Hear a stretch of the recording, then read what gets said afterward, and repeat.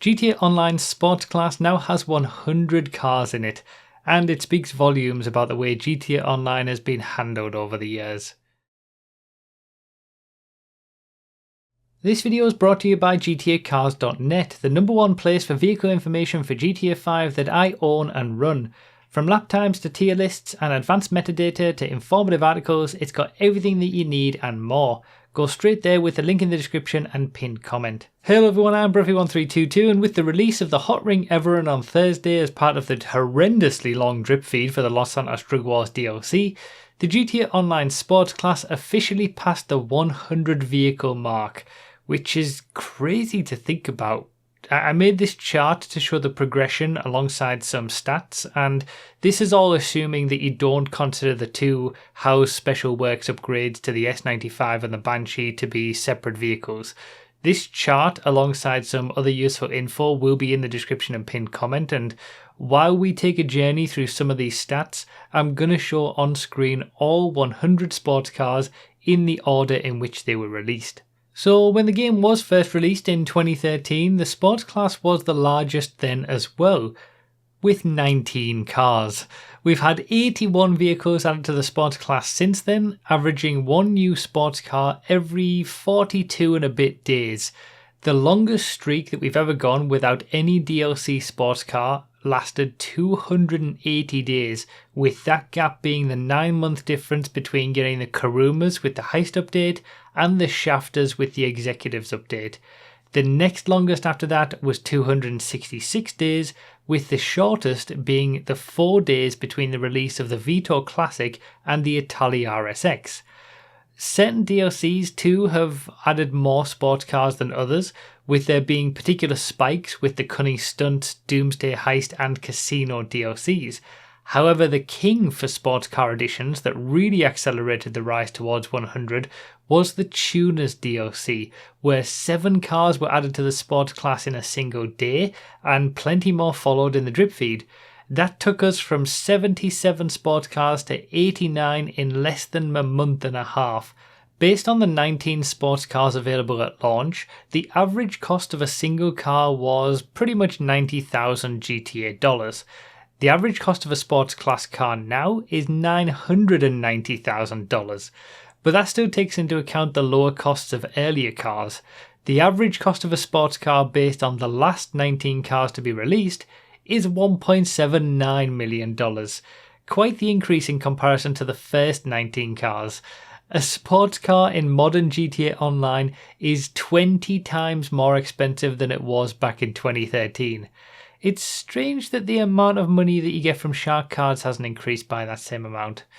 The first 2 sports cars to be added as DLC came with the second update to the game, the Business DLC, in March 2014, where we got the Jester and the Alpha, and immediately we can see why the sports class now has over 100 vehicles. Even back then, and if you look back at some old videos where I was testing these cars, you'll see proof, I was questioning why the Alpha especially was put in the sports class when it really could have been placed very nicely in the Coupes class instead.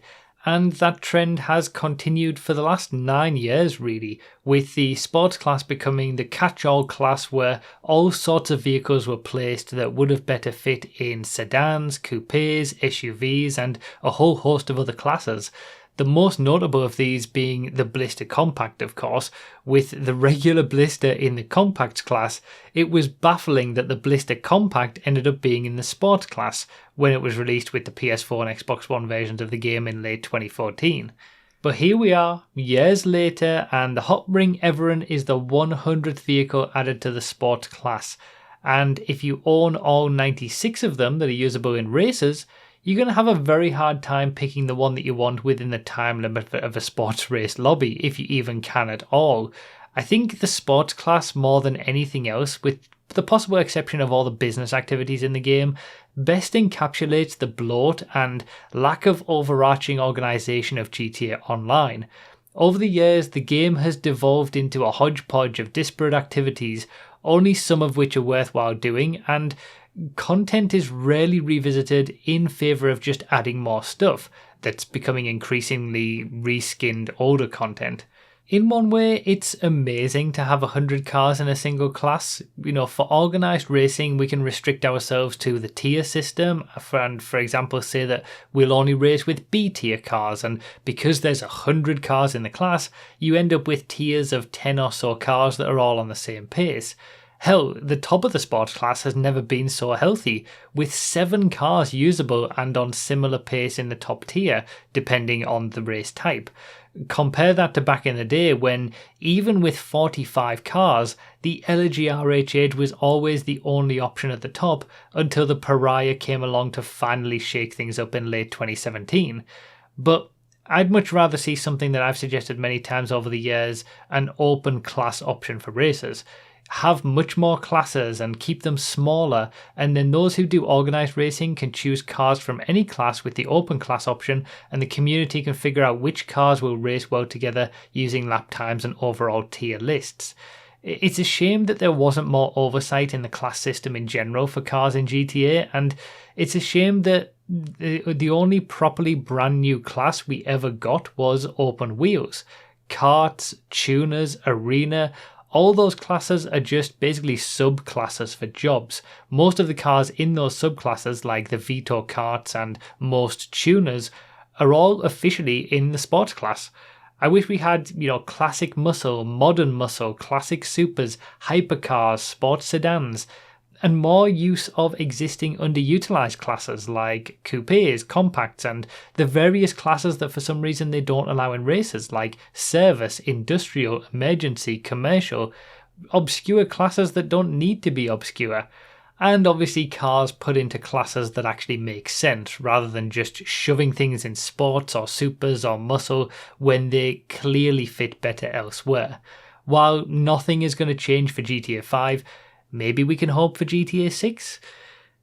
Yeah, I have no hope either, not after the last 9 years. But with a bit of actual oversight on this sort of stuff, rather than just throwing things anywhere, class systems for cars in GTA can actually work really well. Project Homecoming has shown us that. We'll see what the future brings, but the sports class finally hitting 100 cars really brought this back into focus for me after a long time of just dealing with it. So I kind of felt it was worth documenting this moment and also getting all of your thoughts. Let me know in the comments what you think, and check the pinned comment and the description for a copy of the chart I showed at the beginning of the video and a list of when each sports car was added with its number. Just so you know, the 50th sports car was the Striter and the 69th was the Immorgon. So yeah, let me know what you think down below. Thanks a lot for watching everyone, and I'll see you next time.